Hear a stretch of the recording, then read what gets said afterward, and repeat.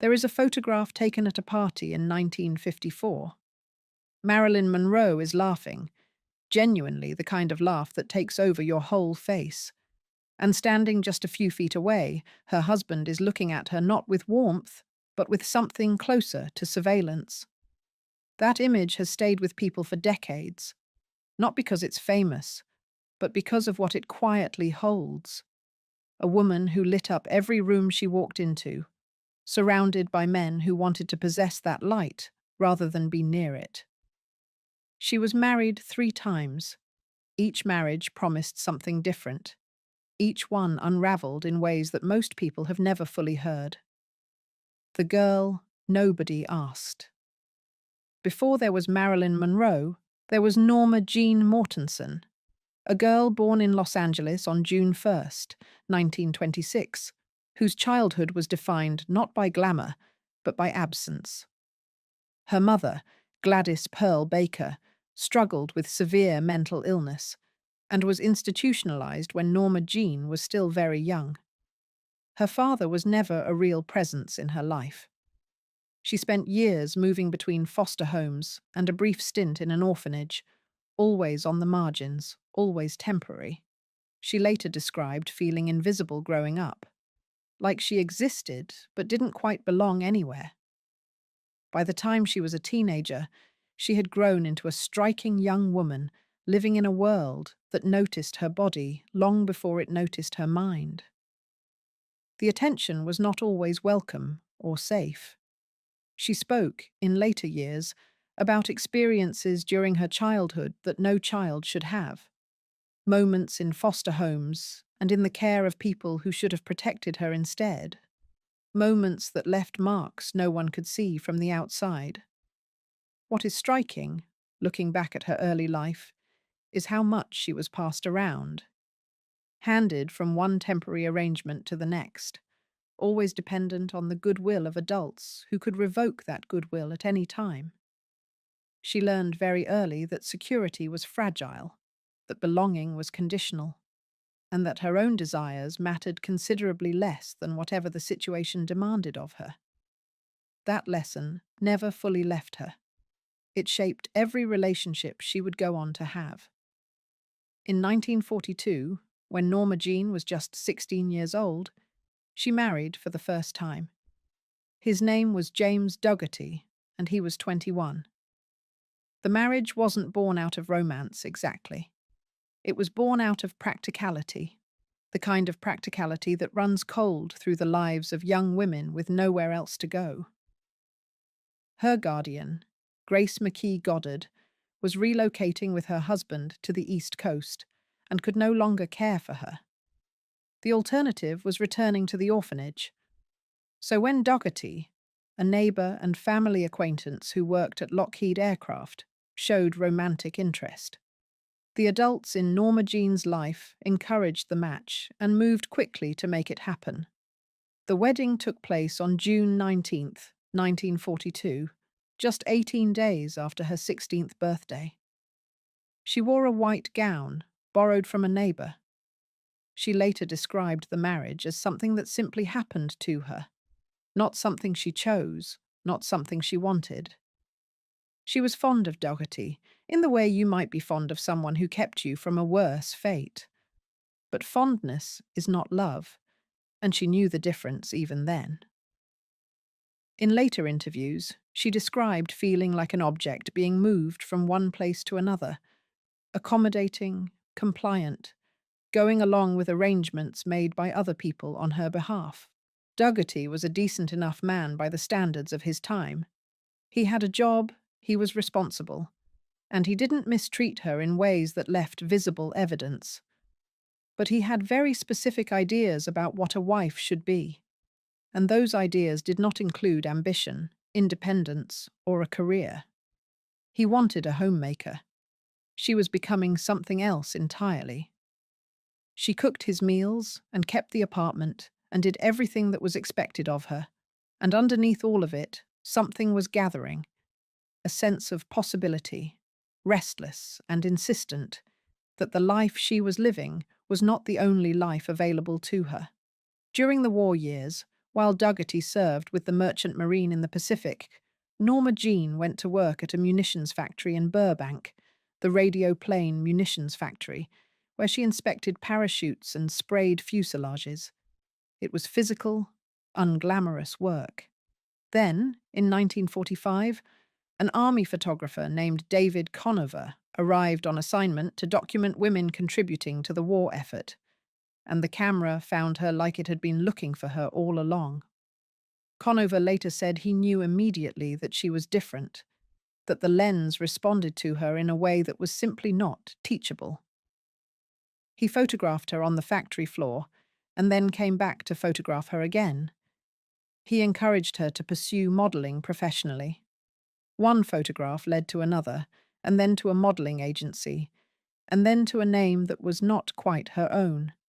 She began working with Emmeline Snively at the Blue Book modeling agency, dyed her hair from its natural brunette to blonde, and started appearing on the covers of small magazines, not yet famous, but visible. Becoming. She applied to multiple film studios and was rejected several times before the door finally opened. Dougherty did not support any of it.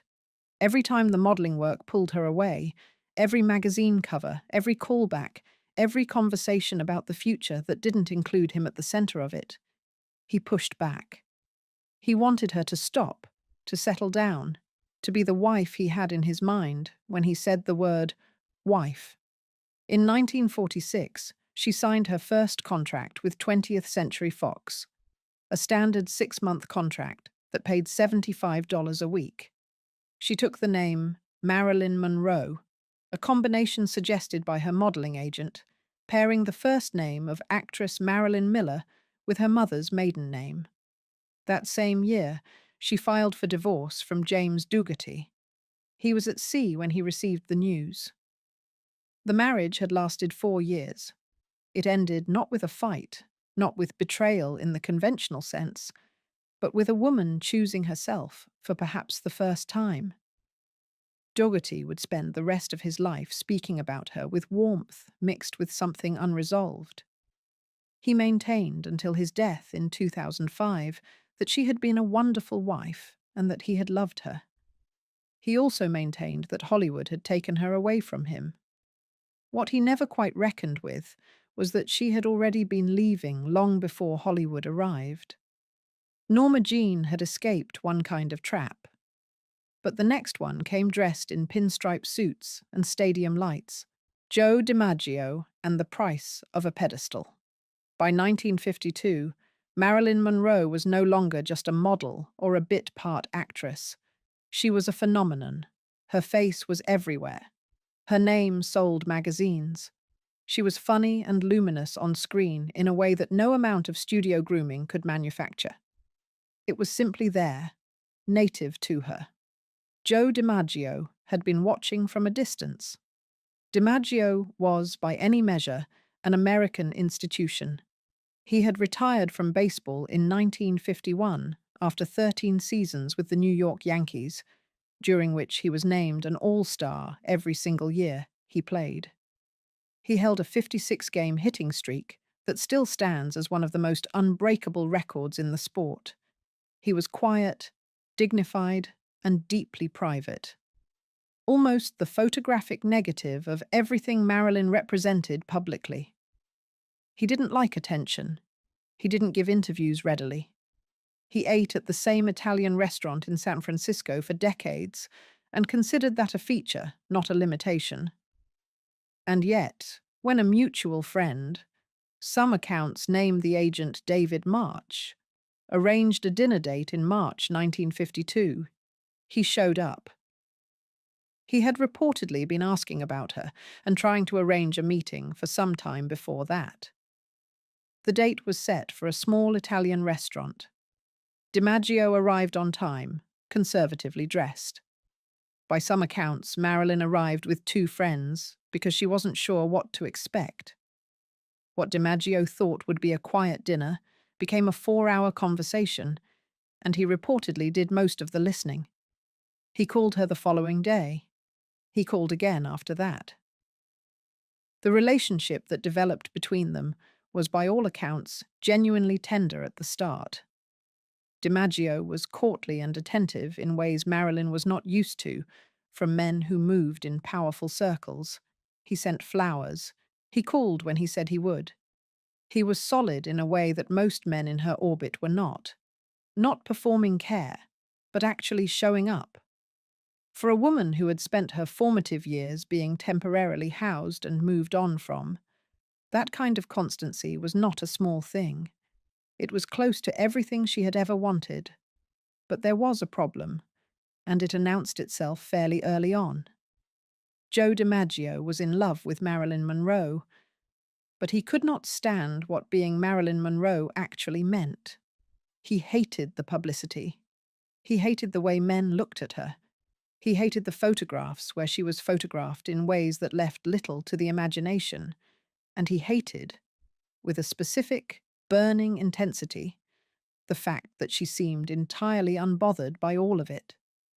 She liked being Marilyn. He wanted her to stop. There is no better illustration of this tension than what happened in January 1954, just days after they married at San Francisco City Hall on January 14th.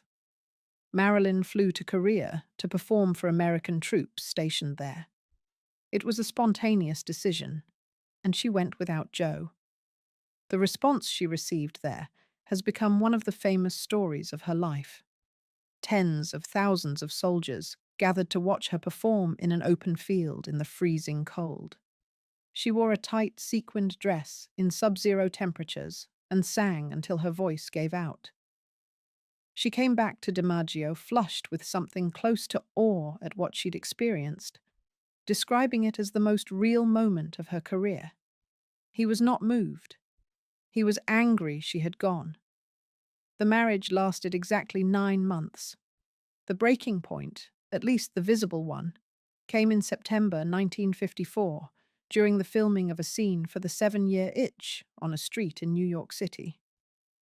The scene involved Marilyn standing over a subway grate while her white dress billowed upward around her. A crowd had gathered, and photographers were everywhere. DiMaggio watched from the sidelines, and what he saw shattered something in him. Not because of the scene itself, necessarily, but because of her. She was laughing. She was in her element. She didn't look like a woman doing something she was ashamed of. She looked free. That night, witnesses at the hotel reported raised voices. Marilyn appeared the following morning visibly distressed.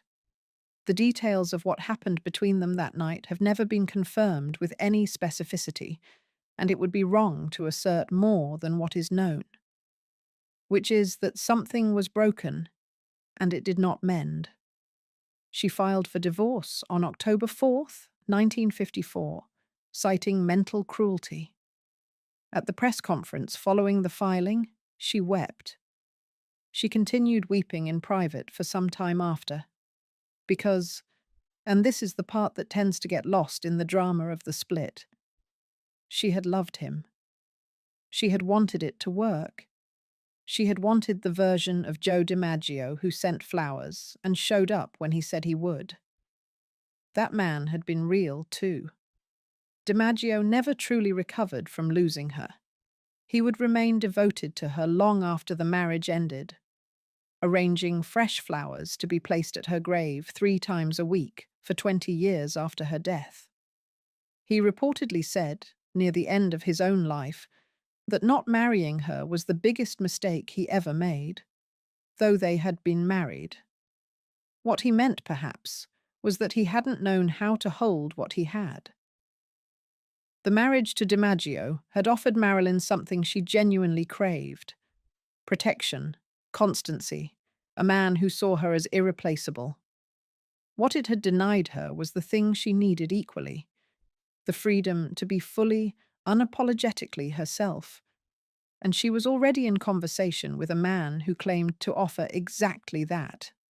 The next man in her life came with a very different kind of power, one built not from athletic legacy, but from words. And words, as it turned out, could cut just as deep: Arthur Miller and the intellectual marriage. Arthur Miller was, in the mid-1950s, one of the most celebrated playwrights in America. Death of a Salesman, which premiered in 1949, had won the Pulitzer Prize for drama and upended what American theatre thought it could be. The Crucible, which opened in 1953, used the Salem witch trials as an allegory for the McCarthyism that was consuming public life, a bold and politically dangerous piece of writing at a moment when such things could end careers. He was the kind of man that serious people took seriously, and he moved through literary and intellectual circles with the quiet authority of someone who had already proven his worth. When his path first crossed meaningfully with Marilyn Monroe's, at a party in Hollywood in 1951, where he had come to work on a film project, the pairing struck most observers as almost absurdly unlikely. He was the intellectual, she was the blonde. Those were the categories, and the culture of that era was not particularly interested in complicating them. Marilyn had no patience for that framing. She had been quietly and persistently educating herself for years, reading voraciously, attending acting classes at the Actors Studio in New York under Lee Strasberg, engaging with ideas with genuine hunger. She had specific opinions about literature, about psychology, about the nature of performance. She had been reading Dostoevsky and Whitman and Freud at a time when the studio was handing her scripts they didn't believe required much from her mentally. She was not a prop that had wandered into Miller's world by accident. Still, the power dynamics between them were complicated from the beginning, in ways that were not immediately obvious. Miller was married when they met, to his first wife, Mary Slattery, with whom he had 2 children, Robert and Jane. The relationship between him and Marilyn developed slowly through correspondence and occasional meetings over several years, a long, slow burn that he later acknowledged had never been entirely resolved in his mind during those years, even while he remained married.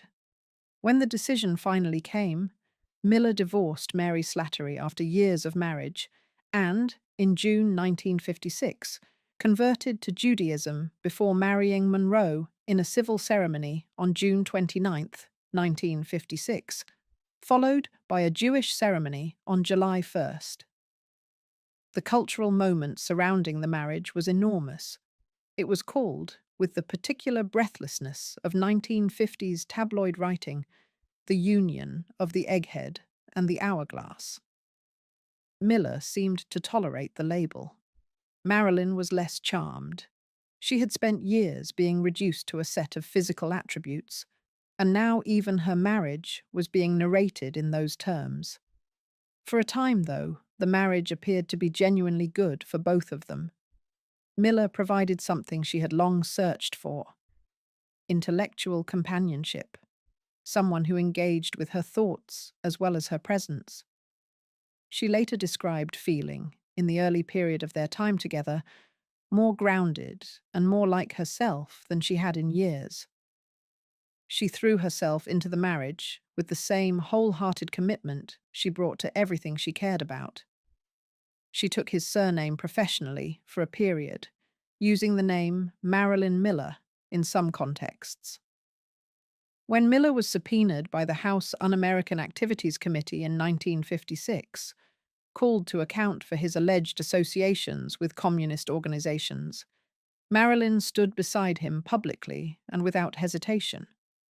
Her presence at his side during that period was not a neutral act. She was one of the most famous women in the world, and her visible support carried weight. She did not do it strategically. She did it because he was her husband, and she believed in him. Miller was ultimately cited for contempt of Congress for refusing to name names, a charge that was later overturned on appeal in 1958. Throughout the legal proceedings, Marilyn remained publicly supportive. The press noted it with something between admiration and bewilderment. It did not fit the character they had written for her, but the cracks formed early, and they formed in a way that Marilyn would not fully understand until much later. In 1958, during the filming of Some Like It Hot, widely considered one of the finest comedies ever made, Marilyn's behavior on set became a source of significant strain. She was perpetually late. She struggled to complete takes. She required enormous amounts of patience from the director, Billy Wilder, and her co-stars Tony Curtis and Jack Lemmon. There were scenes that required dozens of takes for a single line. What was less visible at the time was that she was also dealing with a pregnancy that would end in miscarriage. It was her second. She had also lost a pregnancy in 1957. Each loss hollowed her out a little more. She had wanted to be a mother, with a sincerity that sometimes surprised people who assumed Marilyn Monroe must have other ambitions. She wanted the ordinary things: a child, a home, a life that wasn't entirely performance. The pregnancies, and then the losses, were carried largely in private while the world watched her be funny on screen. Miller's response to her suffering during this period was not what she needed. He was absorbed in his work, as writers tend to be, and he was also wrestling with his own complicated feelings about the woman he had married, feelings he would later, devastatingly, put on paper. In early 1960, while Marilyn was in Nevada filming The Misfits, a film Miller had written specifically for her, which was supposed to be a gift, a testament to what he saw in her, she discovered his personal journal. In it, he had written about her in terms that made clear he sometimes found her exhausting and erratic, that he sometimes doubted whether the marriage had been the right choice, that the woman he had placed on a pedestal had, in his private accounting, sometimes disappointed him in ways he hadn't been able to articulate to her directly. He had written about her not as a partner, but as a subject, with the clinical distance of a writer observing material. She read it. She did not confront him with it immediately. Instead, according to people close to her at the time, she carried it, added it to the pile of things she was already carrying. And The Misfits was a very large pile. The film was grueling in every sense. The Nevada desert in the summer of 1960 was punishing, with temperatures reaching over 100 degrees during shooting. The script called for Marilyn to portray a vulnerable, free-spirited woman named Roslyn, a character that required her to access emotional depths she was already living through in real time, which is its own particular kind of cruelty for a performer. The cast included Clark Gable, who was 60 at the time and in declining health, and Montgomery Clift, who had survived a near-fatal car accident years earlier and had never fully recovered physically. Everyone on that set was, in some way, fragile. Marilyn was frequently unwell during production, dealing with an increasing dependence on prescription medication that had been building for years, prescribed to her by a series of doctors who should have proceeded with far more caution. There were days she could not come to set.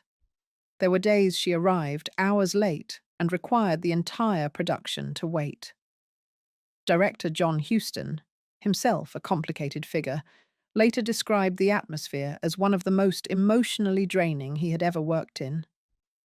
She and Miller barely spoke during filming, except when the scene required it. They were separated people sharing a professional obligation and the same last name. Whatever tenderness had existed between them had drained away, and what remained was the script and the desert heat and the knowledge that something was ending. The marriage officially ended in January 1961, finalized in a Mexican court.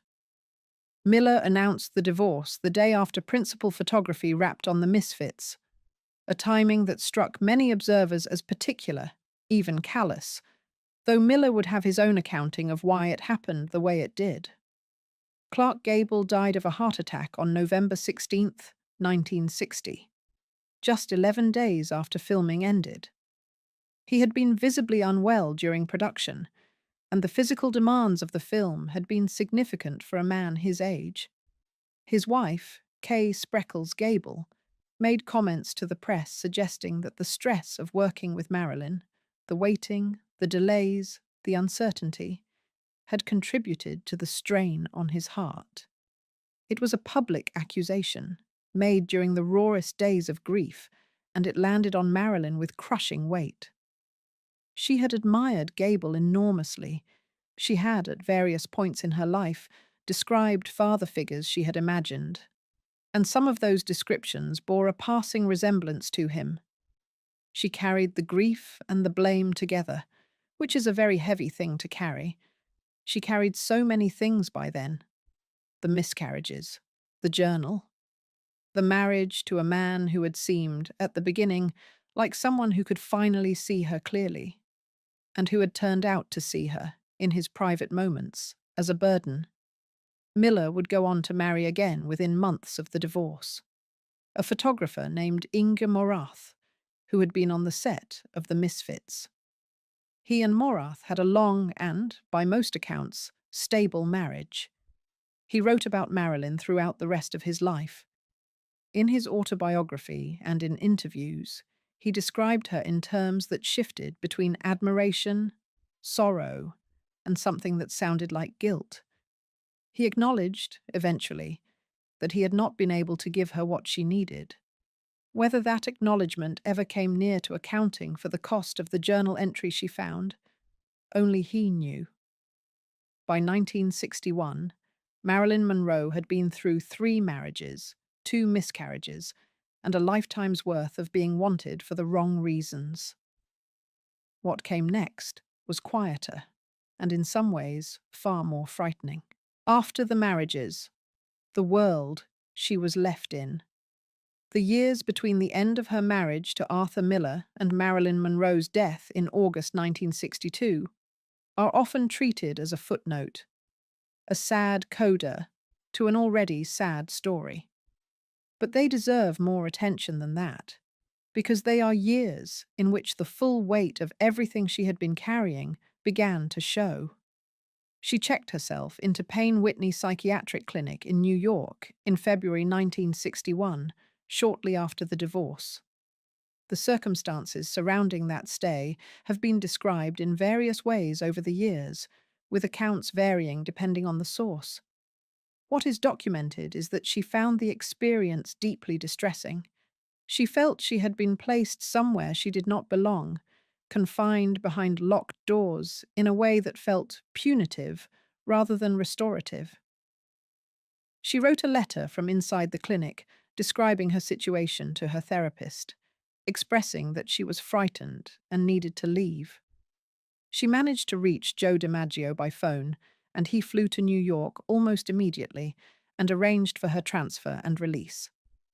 She described the Payne Whitney stay, in the weeks and months afterward, as one of the most frightening experiences of her life, not because of any single incident, but because of the helplessness of it. She was Marilyn Monroe, the most famous woman in the world, and she could not get out of a locked room on her own. That paradox, all that public power and so little private agency, was one she lived with constantly. She was transferred to Columbia Presbyterian Medical Center, where she spent several weeks recovering under the care of physicians she found more sympathetic. DiMaggio visited every day without fail during that stay, bringing flowers and sitting with her for hours. They had remained in each other's orbits throughout her marriage to Miller, and after, a low, persistent presence, like something that had never entirely resolved. After her discharge, she returned to California and tried, with varying degrees of success, to rebuild. She resumed therapy with Dr. Ralph Greenson, a psychiatrist who became increasingly central to her daily life during this period. Perhaps too central, in retrospect, as the boundaries between professional treatment and something closer to emotional dependency became increasingly difficult to define. She worked when she could. She filmed scenes for Something's Got to Give at 20th Century Fox, beginning in April 1962, a romantic comedy that was supposed to signal a fresh chapter.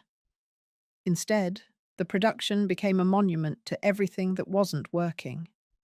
She was frequently absent, dealing with a severe sinus infection among other health issues, and the studio, already under enormous financial pressure from the spiraling costs of Cleopatra, had very little patience left. On May 19th, 1962, she performed at Madison Square Garden at a Democratic fundraiser in honor of President John F. Kennedy's upcoming birthday. She arrived late, as she often did, but when she finally appeared and sang, in that breathy, private-sounding voice that made everyone in the room feel like the song was meant only for them, it became one of the most talked-about moments of the year. It was one of her last major public appearances. Fox dismissed her from Something's Got to Give on June 8th, 1962, citing breach of contract. There were negotiations in the weeks that followed about reinstating her. The studio had, by that point, reviewed footage she had completed and recognized that what they had was irreplaceable. A new contract was reportedly being drawn up. On August 4th, 1962, a Saturday, Marilyn Monroe was at her home on 5th Helena Drive in Bel Air, a modest Spanish-style house she had bought earlier that year, the first property she had ever purchased entirely in her own name. She had been proud of that. She had spent part of the day on the phone with various people, including Dr. Greenson and her half-sister, Bernice Miracle. That night, she took a lethal amount of barbiturates. She was found the following morning by her housekeeper, Eunice Murray, who called Dr. Greenson when she couldn't rouse her. He arrived and broke through a window to gain entry. She was 36 years old. The official ruling was a probable overdose, with the possibility that it was self-inflicted. The circumstances have been debated ever since. The timing of calls, the people present that evening, the official record of what happened and when. What the record cannot dispute is the simple fact of her age and of all the years she still had ahead of her. What the marriages actually were. When you step back from the individual details, from the courthouse steps, the tabloid headlines, the famous photographs, what the three marriages of Marilyn Monroe show is a pattern that was not unique to her, but was particularly vivid in her case. Each of her husbands, in his own way, wanted a version of Marilyn that was manageable. Dougherty wanted her domestic and contained. DiMaggio wanted her private and away from other men's eyes. Miller wanted her to be the muse, inspiring at a distance, not too demanding up close. None of them, quite, wanted the actual woman. And the actual woman was someone who read serious books and had opinions about acting theory and made people laugh with a timing that comedians spent their whole careers chasing. She was someone who wanted children and kept losing them.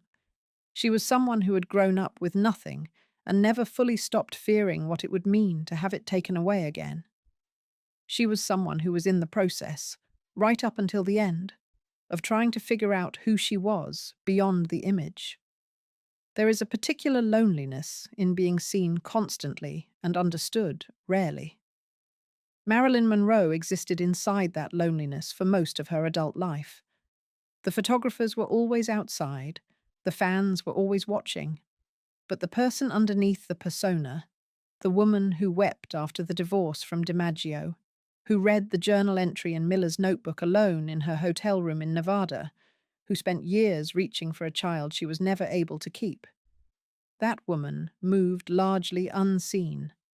She spent years in therapy, in acting classes, in books, in conversations with people she respected.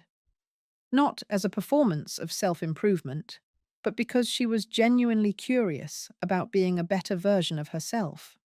She studied under Lee Strasberg and Paula Strasberg at the Actors Studio, and they took her work seriously in a way that the studios rarely had. Her classmates there, serious theatre actors who had no reason to extend her any particular courtesy, found her talented and focused in ways they hadn't expected. That curiosity and seriousness are among the least told parts of her story. The narrative of Marilyn Monroe as a helpless, beautiful woman, swept along by forces beyond her control, has always been far more comfortable for people than the alternative, which is a woman who knew exactly what she was doing professionally, who negotiated contracts, who formed her own production company, and who fought repeatedly and with real effectiveness for her own creative and financial interests. She was also, by most accounts, a person of real generosity in the ordinary sense. She remembered the names of crew members on film sets when the stars above her in the billing rarely bothered. She advocated for Ella Fitzgerald to be booked at the Mocambo nightclub in West Hollywood, a venue that had been resistant to booking a black headliner. Marilyn reportedly called the owner personally and promised to take a front table every night Fitzgerald performed, guaranteeing the press coverage that made the booking worthwhile. Fitzgerald later said publicly that Marilyn had done something genuinely meaningful for her career. She showed up for people she cared about in small, concrete ways that don't get written about because they don't photograph well. But none of that softened the world she was living in. Hollywood in the 1940s and 1950s was an industrial machine, and women, even enormously successful women, were raw material. The studio system had opinions about how she should look, what she should say, whom she should be seen with. Her personal relationships were legible to the public only through a layer of management that stripped them of nuance and replaced them with story. She negotiated that world with more skill than she's usually given credit for. In 1955, she walked away from her Fox contract, a contract that paid her a fraction of what her box office performance justified, and formed her own production company, Marilyn Monroe Productions, with photographer Milton Green. It was a genuinely radical act for a female performer of that era, and it eventually resulted in a new contract with Fox in 1956 that gave her script approval on certain projects, director approval, and a salary increase to $100,000 per film. She had negotiated those terms largely on her own terms. She didn't need anyone to rescue her from Hollywood. She was trying to reshape it from the inside. What she needed, what she seems to have spent her whole life reaching for, was someone who could hold all of it at once. The luminous public figure and the private woman underneath. The ambition and the vulnerability. The humor and the grief. The woman who sang to a room full of soldiers in Korea in a sequined dress and felt more alive than she had in years. And the woman who sat alone in a hotel room in Nevada and read words about herself written by the man who was supposed to love her most. She never quite found that in a marriage. Whether she might have, eventually, is not something anyone can answer.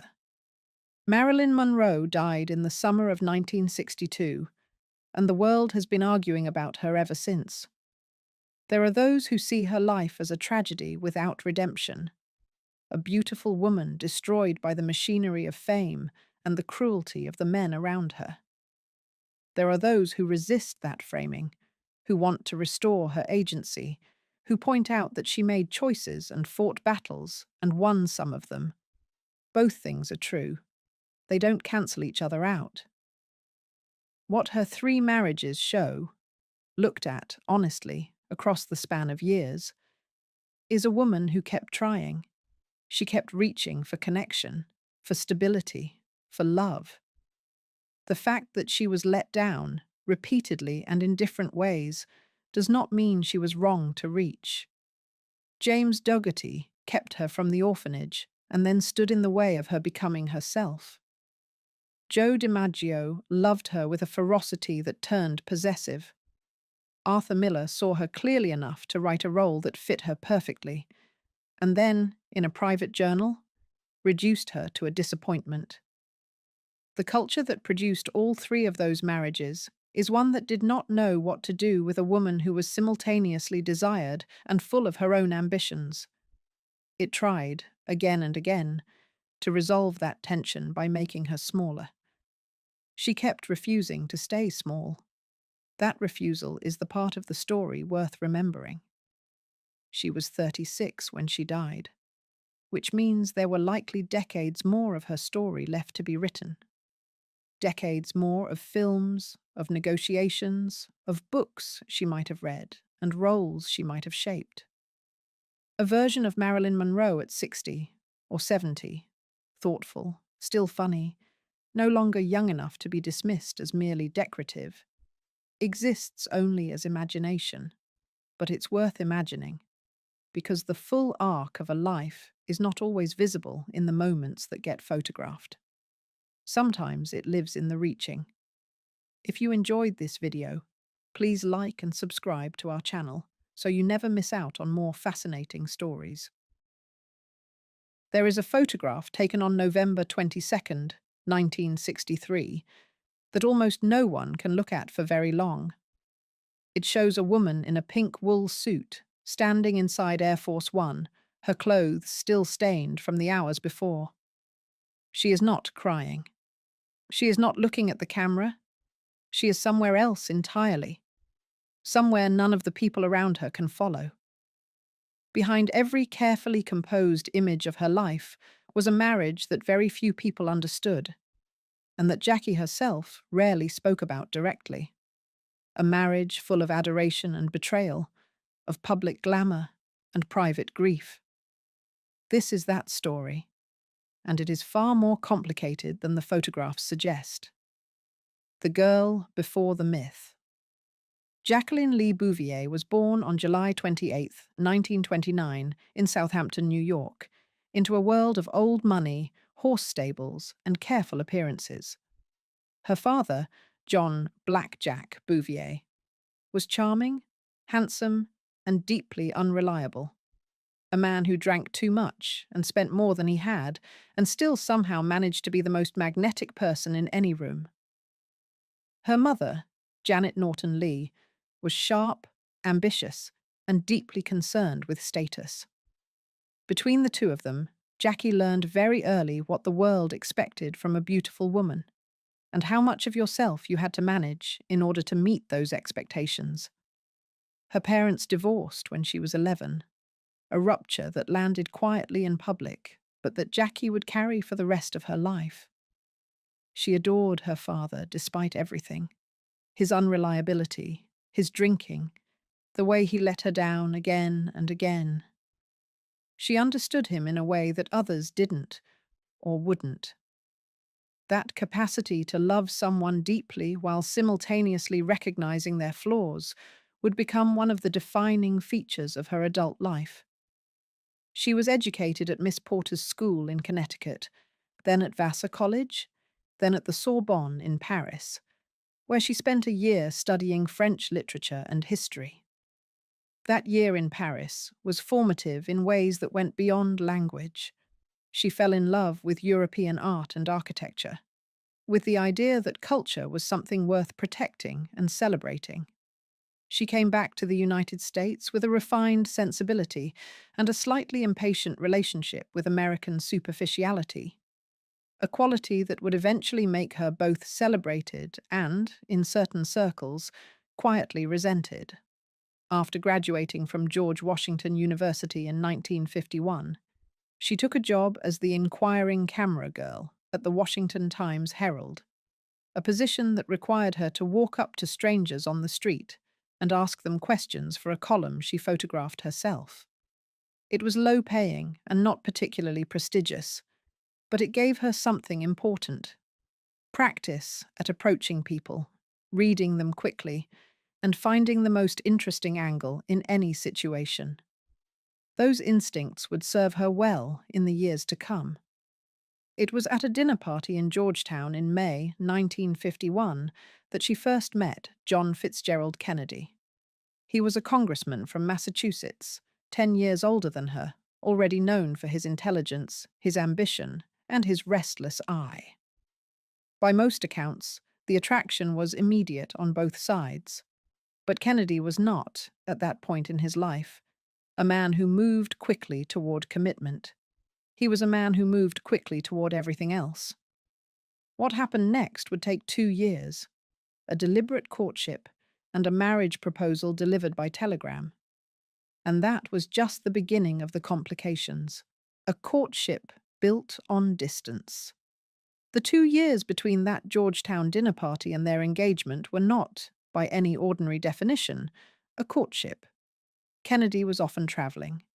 He was in the Senate by 1953, which kept him busy in Washington, but his social life moved at a speed that left very little room for a single relationship.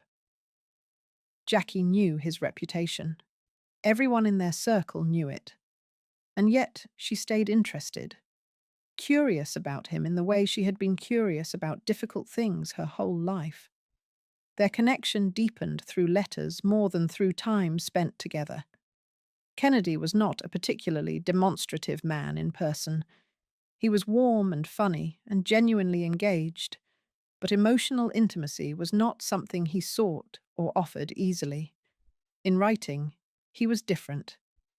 And Jackie, who had grown up reading French literature and who understood the power of language better than almost anyone around her, responded to that. They wrote to each other across the months of his travel, and in those letters something real formed, even if it was not quite the thing either of them would have named as romance in a conventional sense. By the spring of 1953, Kennedy was being pushed by his father, Joseph P. Kennedy Sr., to settle down. Joseph Kennedy was a man who understood optics with ruthless precision.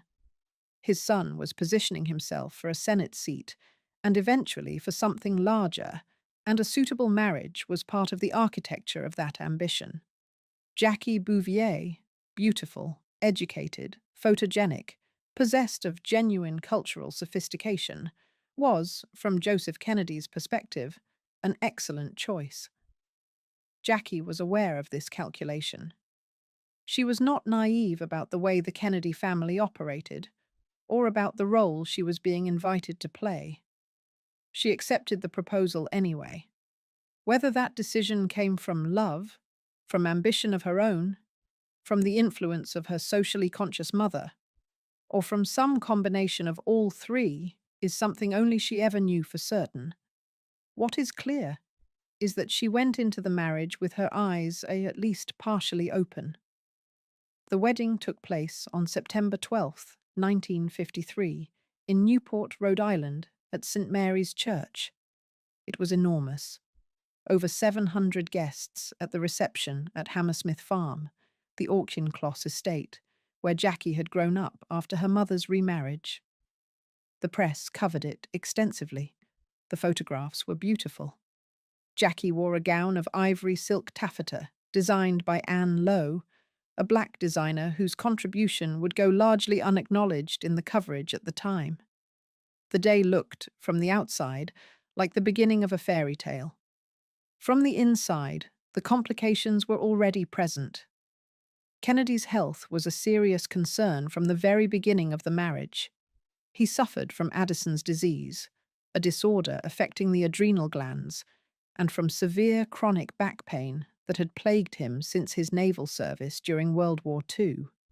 He had undergone multiple back surgeries and had come close to dying in 1954 during a particularly dangerous procedure.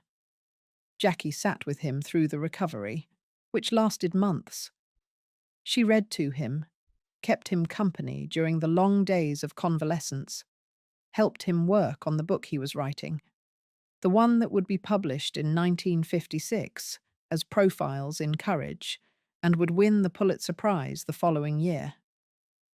The degree to which she contributed to that book has been debated by historians ever since, but there is substantial evidence that her role was significant.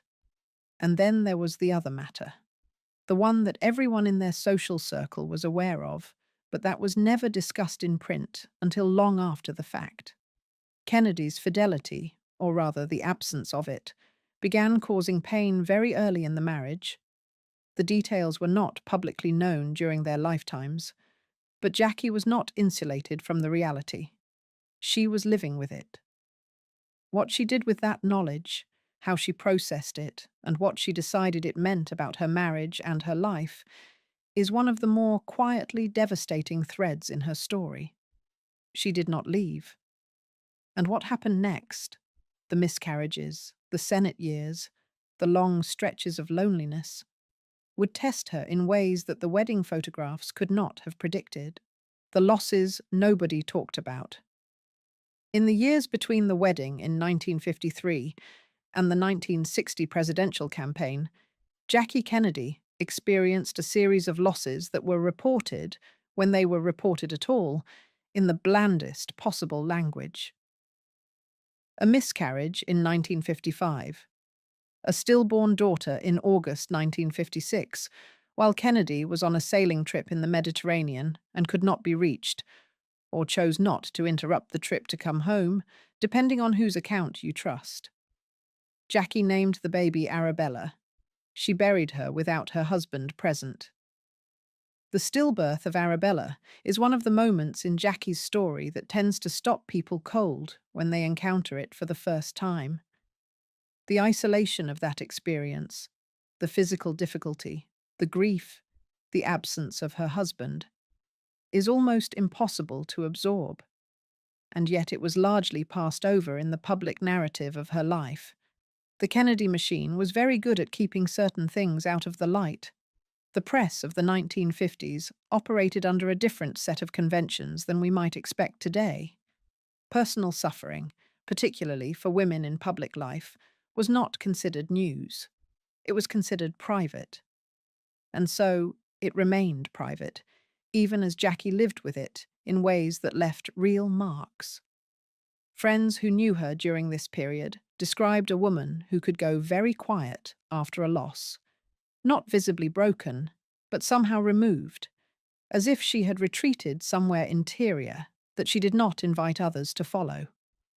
She had a capacity for solitude that some people mistook for coldness, and that others recognized as a form of self-protection built up over years of practice.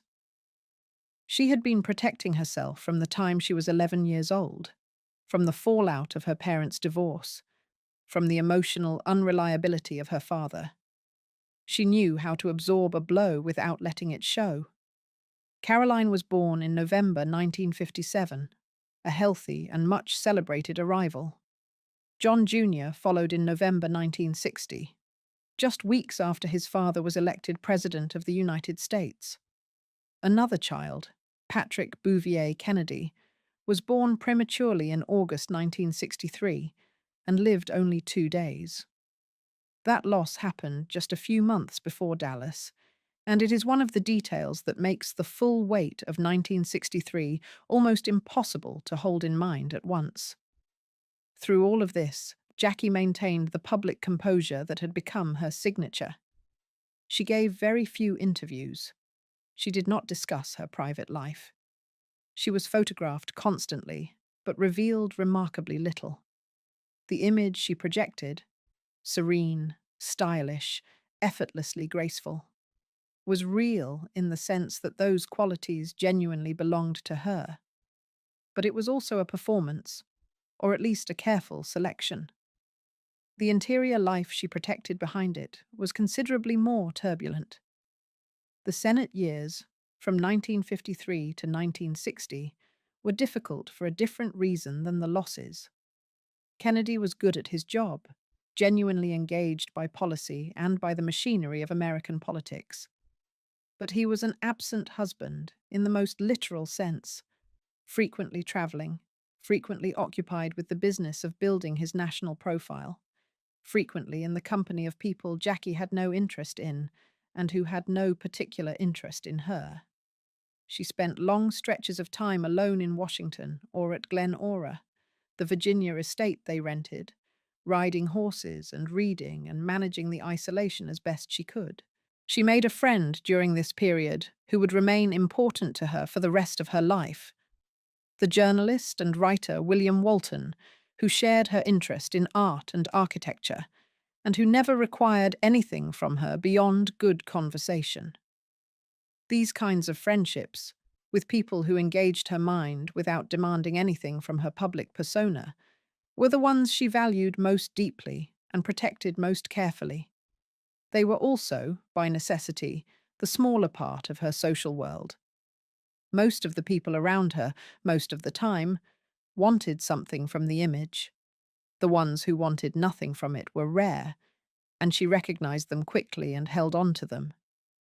There was something else happening during those Senate years that is worth understanding, because it shaped the texture of Jackie's daily life in ways that are easy to underestimate. She was, by inclination and training, an intellectual. She read widely and seriously: history, biography, poetry, French literature. She spoke French and Spanish fluently.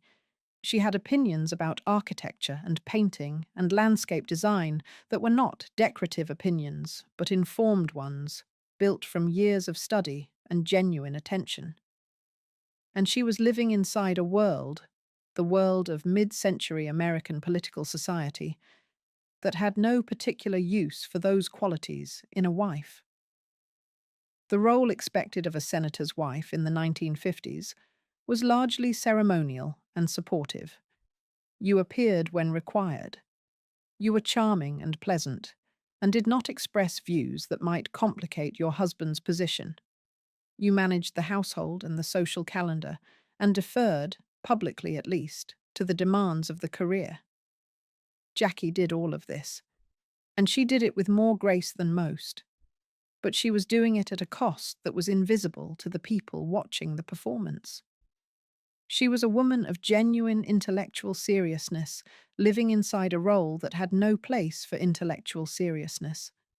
The gap between what she was and what the role required was something she navigated every day, quietly and without complaint, for years.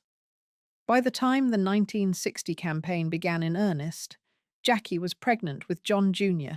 and largely absent from the trail. She wrote a campaign column that appeared in newspapers, a gentle and stylistically accomplished piece of political communication that received far less credit than it deserved. Kennedy won the election by a margin so narrow that the outcome was not clear for hours. And then, almost immediately, the world changed around both of them in ways that made the difficulties of the Senate years look, in retrospect, relatively manageable. The White House would bring Jackie the greatest stage she ever occupied, and the least privacy she had ever known. What she built there, and what it cost her, is a story the cameras only partly captured: the White House years. On January 20th, 1961, John F. Kennedy was inaugurated as the 35th President of the United States. Jackie stood beside him on the steps of the Capitol in 20-degree weather, wearing a coat and pillbox hat that would be discussed and imitated for decades. She was 31 years old. She was the second youngest First Lady in American history. And from the moment she entered the White House, she began doing something that no one had quite asked her to do, but that she pursued with the focused energy of someone who had been waiting for exactly this kind of project. The White House, when the Kennedys arrived, was, by Jackie's assessment, embarrassingly underfurnished with genuine American historical artifacts. Many of the rooms contained reproductions, pieces of uncertain provenance, and furniture that had been donated or purchased without much regard for historical accuracy or aesthetic coherence. She found this unacceptable. Within weeks of moving in, she had established the White House Fine Arts Committee and begun the process of soliciting donations of authentic period pieces from collectors and museums across the country. She hired the historian and curator Lorraine Waxman Pierce to catalogue the existing collection. She worked closely with the designer Sister Parrish, and later with Henry Francis DuPont, the founder of Winterthur Museum, to guide the restoration's direction. The project consumed her. She moved through the White House's storage rooms and cellars, looking for pieces that had been set aside or forgotten, finding original furniture from the Monroe and Lincoln periods buried under decades of institutional indifference. She tracked down pieces that had left the White House over the years and persuaded their owners to donate or lend them back. She treated the building not as a residence, but as a museum in the care of a temporary steward, a framing that was both genuinely felt and enormously effective at generating public and private support. She also pushed for legislation to protect what she was building. In 1961, at her encouragement, Congress passed a law declaring White House furnishings to be the permanent property of the building, meaning that future administrations could not simply remove or replace pieces at will. It was a practical act with a long reach, and it is still in effect today. The White House collection that visitors encounter now exists in the form it does largely because Jackie insisted that it should be treated as belonging to the country rather than to whoever happened to be living there. The television special she hosted in February 1962, a tour of the White House with Mrs. John F. Kennedy, was watched by approximately 80 million people. Jackie walked through the newly restored rooms in a calm, unhurried way, speaking about the history of each piece with a quiet authority that made the whole thing feel like being guided through a private collection by someone who genuinely loved it. The program won her an honorary Emmy Award. More importantly, it demonstrated to the American public something they had perhaps suspected, but not quite seen confirmed. This was not a decorative First Lady. This was a woman with a serious interior life and something real to offer. The state dinners she organized during the Kennedy administration became benchmarks for American cultural diplomacy. She brought writers, artists, musicians, and scientists to the White House in a way that had not been done before, treating the building as a place where intellectual and artistic life could be celebrated alongside political life. The cellist Pablo Casals performed there in November 1961. His first performance in the United States in decades, given in protest of American support for the Franco regime in Spain. The Nobel Prize winners' dinner in April 1962 brought together 49 laureates, prompting Kennedy to offer one of the most quoted remarks of his presidency, that it was the most extraordinary collection of talent and human knowledge ever gathered at the White House, with the possible exception of when Thomas Jefferson dined alone. Internationally, she was remarkable. The trip to France in June 1961 produced the moment that crystallized her effect on the world stage. Kennedy, after a series of engagements where the French public and press were visibly more captivated by his wife than by him, stood up at a press luncheon and announced that he was the man who had accompanied Jacqueline Kennedy to Paris, and that he had enjoyed it. The crowd loved it. De Gaulle, who was not a man given easily to admiration, was reportedly enchanted by her. She spoke French fluently, had studied French history and art for years, and engaged with French cultural figures in a way that made the whole visit feel like a genuine exchange rather than a diplomatic performance. India and Pakistan followed in March 1962, Greece, Venezuela, Colombia. Everywhere the reception was the same. Whatever Kennedy's political standing in a given country, Jackie produced something beyond politics, a personal warmth and a genuine cultural curiosity that people responded to directly. She was not performing interest. She was actually interested. That distinction, which audiences can almost always feel, was the foundation of her public effectiveness. But the White House years were not the uncomplicated triumph that the photographs suggested. Kennedy's behavior did not change after the inauguration. If anything, the scale of what was happening, and the risks it carried, became larger. The details that emerged in later years described a situation that was, by any reasonable measure, deeply painful for Jackie to navigate. She maintained her composure publicly with a discipline that was almost architectural in its precision. Privately, there were moments, recounted by those close to her, when the composure broke. When she said things that made clear she understood exactly what was happening and what it meant. And then she would reassemble herself and go back out into the world as the woman the world was expecting to see. She found ways to manage the pressure that were entirely her own. She rode horses whenever she could get away from Washington, at Glen Ora in Virginia, which remained a retreat she used regularly even after the move to the White House. She painted watercolors, a private habit she almost never discussed publicly. She kept her reading life intact, working through books in French and English with the same seriousness she had brought to her studies at the Sorbonne. These were not performances or public gestures. They were the things she did when no one was watching, and they were the things that kept her coherent through years that would have undone someone with less of a private interior life to fall back on. In the summer of 1963, Patrick was born and died within 2 days. Kennedy, by the account of those present, was devastated. He and Jackie held the baby's hand together in the hospital. It was one of the moments in which people who knew them both said something shifted, that the loss brought them closer in a way that the public events of the previous years had not managed. Jackie was planning a trip to Texas in November, partly because of this, a genuine effort to participate in something that mattered to her husband's political future, a sign that the distance of certain difficult years was narrowing. What happened in Dallas on November 22nd, 1963, is known to everyone. What is less known is what Jackie chose to do in the hours and days immediately afterward, and why those choices say as much about her as anything that came before. Dallas and what came after.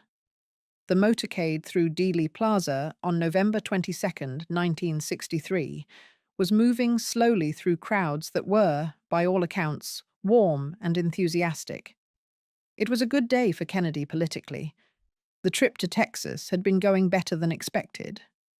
Jackie was sitting beside her husband, leaning toward him to hear something he said when the first shot was fired. What happened in the next seconds, and what Jackie did in the immediate aftermath, has been documented in detail by those present and by the film footage that exists. She did not leave the car. She climbed out onto the back of the limousine, an instinctive movement, its precise purpose debated ever since, and was pulled back in by a Secret Service agent. She held her husband's head in her lap for the drive to Parkland Memorial Hospital. She was in the trauma room when doctors worked on him. She was present when the time of death was called at 1 p.m. She refused to change her clothes before the swearing in of Lyndon B. Johnson on Air Force One that afternoon.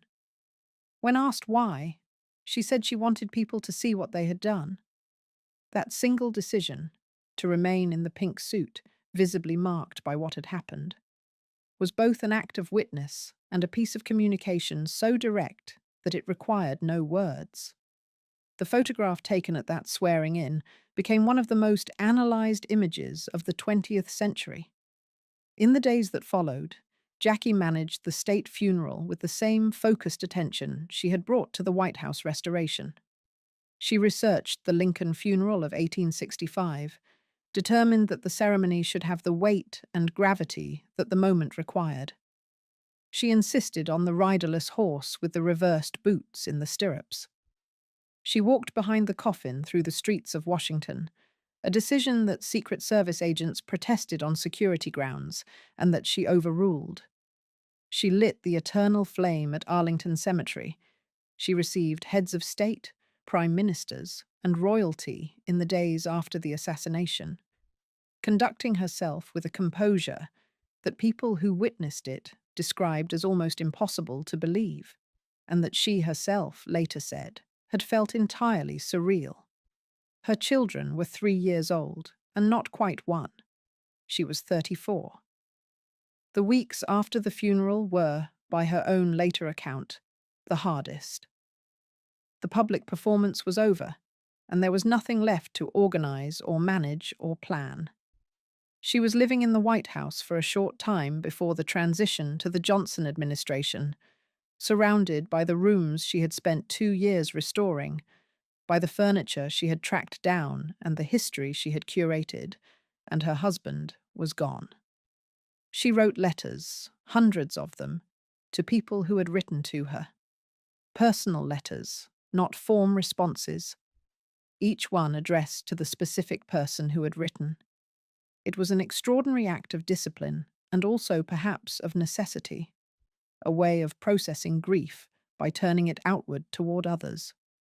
She moved out of the White House in December 1963 and into a house in Georgetown. Then to New York City in 1964, to an apartment at 1040 Fifth Avenue, which would remain her home for the rest of her life. She began building something new. Not a public role exactly, but a private life with enough structure and purpose to hold. She was protective of her children with an intensity that sometimes surprised people who encountered it.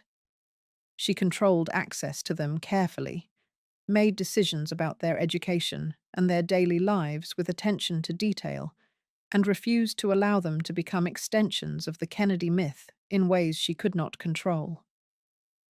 What she built in those years, and the decision she made in 1968 that surprised and, for a time, baffled a country that thought it knew her, is the final part of a story that never quite ended the way anyone expected. The pattern. Across all of it, and what was left. In October 1968, 5 years after Dallas and 4 months after the assassination of Robert F. Kennedy, Jacqueline Kennedy married Aristotle Onassis on the Greek island of Skorpios. Onassis was 62 years old, a Greek shipping magnate, one of the wealthiest men in the world, and in almost every visible way the opposite of John Kennedy. He was not handsome by conventional standards. He was not a political figure. He was not American. He was blunt, powerful, and entirely unconcerned with the image he projected to the American public. The reaction in the United States was swift and largely unkind. A German newspaper headline called it a betrayal of the Kennedy legacy. American editorial pages expressed something between bewilderment and disappointment. The woman who had been elevated to near mythological status as the grieving widow of a martyred president had apparently decided to become someone other than a monument. Jackie had her reasons, and she stated them, rarely and quietly, to people she trusted. She had watched Robert Kennedy be killed in June 1968 in a hotel kitchen in Los Angeles, and the shock of it had layered onto everything that had come before. She was frightened. She had 2 children she was responsible for, and a level of public visibility that made her feel exposed in ways she had never entirely grown used to.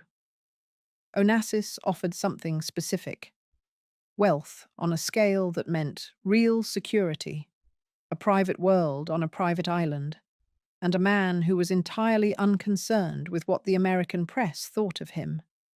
That last quality, in the context of everything she had been through, may have been the most appealing of all.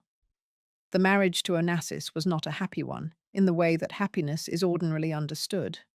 They lived largely separate lives, she in New York, he traveling between his various properties and business interests. He continued a long-running relationship with the opera singer Maria Callas that predated his marriage to Jackie, and did not end with it. Jackie spent money at a rate that even Onassis found difficult to absorb. Her spending became one of the ongoing tensions of the marriage, documented in the negotiations that eventually took place after his death. The relationship between Jackie and Christina Onassis, Aristotle's daughter from his first marriage, was cold from the beginning and never thawed. Christina regarded her stepmother with a suspicion that hardened over time into outright hostility. She was not subtle about it. In the social world, they both moved through, wealthy, European, accustomed to conducting private warfare with perfect surface manners. The tension between them was known and noted by everyone who encountered them together. Jackie, characteristically, did not discuss it publicly. She absorbed it as she had absorbed other difficulties in her life, with a composure that gave nothing away and cost more than it appeared to. Onassis died in March 1975 after a prolonged illness. The settlement Jackie received from his estate was negotiated by her lawyer, and the terms, when they became public, were substantially less than what she had originally been entitled to under the marriage agreement. A reduction that resulted from the legal maneuvering of Christina, who used the period after her father's death to limit Jackie's inheritance as much as the law allowed. Jackie accepted the settlement and did not fight it further.